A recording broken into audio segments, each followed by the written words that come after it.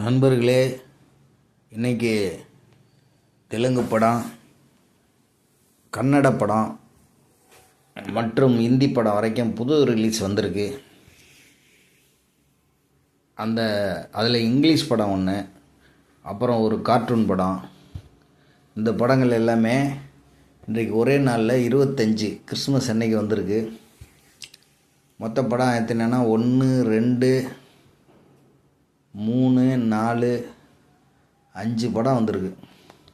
இந்த 5 படமுமே 5 நம்ம சிவாஜி சாருடைய பேரன் நடித்த படம் ஒன்று, சூப்பர் படம்.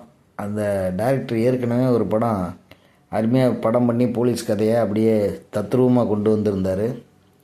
அதே டைரக்டரு அவர் பிரமாதமாக ஒன்று சிறை அப்படின்னு ஒரு படம் கொண்டு வந்திருக்காரு. ஆகவே இந்த படங்கள் எல்லாம் எல்லோரும் ஜனங்க பாருங்கள். பார்த்தீங்கன்னா தான் திரையுலகம் நல்லபடியாக போகும். சாம்பியன் அப்படின்னு ஒரு தெலுங்கு படம், அடுத்தது இன்னொரு தெலுங்கு படம் ஒன்று வந்திருக்கு. அதாவது இந்த படத்து பேர் என்னென்னா, ஒரு வித்தியாசமாக இருக்குது. என்ன சொல்கிறது, அந்த படத்தோடைய தெலுங்கு வெர்ஷனை படிக்கிறேன் பாருங்கள். ஆதி சம்பாலா இந்த தெலுங்கு படத்தோடைய பேர். ரொம்ப த்ரில்லிங்கான படம் போல் இருக்குது. ஆதி சம்பாலா. அடுத்தது சாம்பியன். இதுக்கு அடுத்தது அனகொண்டா இங்கிலீஷ் படம். அனகொண்டாவுக்கு அடுத்தது இன்னொரு படம் வந்திருக்கு தெலுங்குலே. அதான் சாம்பியன் வித் ஆதி சாம்பாலா. அப்புறம் இந்த இது மலையாள வருஷன், நம்ம மோகன் சார் நடித்தது. இந்த படத்து பேர் ரொம்ப இன்டெலிஜெண்ட்டாக இருக்கும். என்ன படத்து பேர்? ஸ்வர்ஷனா. அப்படியே இவங்க தாங்க தில்லுக்காரங்க. தமிழ் மொழியிலேருந்து ஒரு 500 வருடம் முன்பாக மலையாளம் பேர்ந்து எடுக்கப்பட்டதுன்னு சொல்கிறாங்க. அதில் இவ்வளோ ஒரு பெரிய பாப்புலேஷன் மக்கள், கேரள மக்கள்னு இருக்காங்க. ஒரு டைட்டிலில் கூட தமிழ்நாடு இந்தியா அப்படின்னு போகிற மாதிரி எடுக்க மாட்டாங்க. குடும்பமே பார்க்குற மாதிரி ஒரு சின்ன கதையாக இருந்தாலும் அந்த கதைக்குள்ளே இருக்க சின்ன சின்ன டீட்டெயிலெலாம் அருமையாக பண்ணி சூப்பராக எடுக்கிறாங்க. ஆகவே இன்றைக்கி இருக்கிற கன்னட ஃபிலிம் வேர்ல்டில் இன்றைக்கி கேஜிஎஃப் மாதிரி படம், காந்தாரா மாதிரி படம் வசூலை பண்ணிவிட்டு இந்தியா முழுவதும் ஒரு மிரட்டி வச்சுருக்காங்க.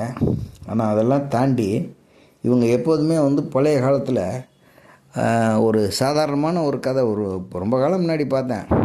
ஒரு அம்மா, அதாவது ஒரு தாத்தா பாட்டி ஒரு பேரனோடு இருப்பாங்க. ஏன் இருக்கிறாங்கன்னு பார்த்தா, சின்ன பேரன், அவனுக்கு வயசு முந்தி போனால் ஒரு 4 வயசு 5 வயசு இருக்கும், அவங்களோட இருப்பாங்க. அவங்களுடைய மகன் கல்யாணம் பண்ணிக்கிட்டு அமெரிக்காவில் இருப்பார். அந்த விசா இந்த பையனுக்கு கிடைக்காதனால குழந்தைய விட்டுட்டு அவங்க 2 பேரும் போயிருப்பாங்க. திரும்ப அந்த நாட்டுக்கு போய் விசாலாம் அரேஞ்ச்மெண்ட் பண்ணிவிட்டு, இங்கே தான் விசா எடுக்கணும், ஆனால் அங்கே போய் ஏதோ ஏற்பாடு பண்ணி இவனை கூட்டிகிட்டு போவாங்க. அவன் அந்த வீட்டை விட்டு புறப்படுறதுக்கு அவ்வளோ அழுகையும் கண்ணீரும் கம்பளையுமாக இருப்பான். அவனை வம்பாக பிரித்து ஒரு உடம்புல இருந்து தோலை பிச்சு எடுத்துக்கிட்டு போகிற மாதிரி, உரிமையோடு பிச்சு கொடுக்குற மாதிரி இருக்கும். அந்த மாதிரி ஒரு லைவான ஒரு படம் எடுக்கிறவங்க கேரளாக்காரங்க தான். அவங்கள அடிச்சுக்கவே முடியாது. அதுக்கடுத்து வேறு பெரிய பெரிய டேரக்டர்லாம் வெறும் வீம்பா பேசி அப்படியே இதாக போயிட்டாங்க.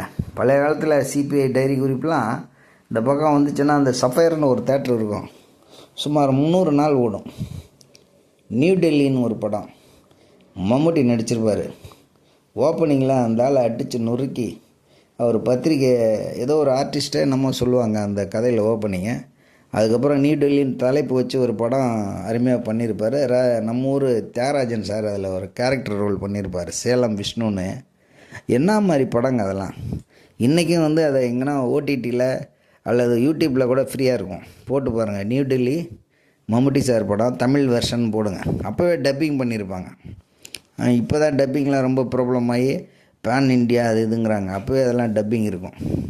அந்த டயத்தில் அந்த நியூ டெல்லி, சிபிஐ டைரி குறிப்பு எல்லாம் மனுஷன், அதாவது நடிப்பு புயலுங்க அவங்க மம்முட்டி சாரை பொறுத்த வரைக்கும். மோகன்லால் சார் அதுக்காக சாதாரண ஆள் கிடையாது. அவர் நடிக்கவே மாட்டார். இப்போ உண்மையானதை அப்படியே கொண்டாந்து தத்ரூபமாக கக்கி விட்டு போயிடுவார் ஸ்க்ரீனில், அப்படி இருக்கும். அப்பேற்பட்ட ஒரு திரை உலகம் தான் அது. இது எதுக்காக சொல்கிறேன்னா, இந்த டைட்டில் பாருங்களேன், சொர்ணா ஷவுனா சொர்ண சவுனா. இந்த சொர்ண சவுனா இந்த டைட்டில் தான் இந்த மலையாள படத்தினுடைய பிராண்டு, அதாவது ட்ரேடு மார்க். அவங்க ஆல் ஓவர் இந்தியா படம் தெலுங்கில் உச்சரிக்க முடியாது, தமிழை உச்சரிக்க முடியாது அப்படின்லாம் அஞ்சுறது கவலைப்படுறதுலாம் இல்லை. அந்த டைட்டில் அப்படியே வச்சு அப்படியே படத்தை பண்ணி அப்படியே போட்டுறது சூப்பராக இருக்குது. ஆகவே இந்த 4-5 படத்தையும் நம்ம லேட்டாக தான் அதை ரிவ்யூ பண்ணுற மாதிரி இருக்கும். நீங்கள் அதுக்காக வரும்போது பார்க்காம விட்றாதீங்க. ரொம்ப பேர் சப்ஸ்கிரைப் பண்ணுறதில்ல.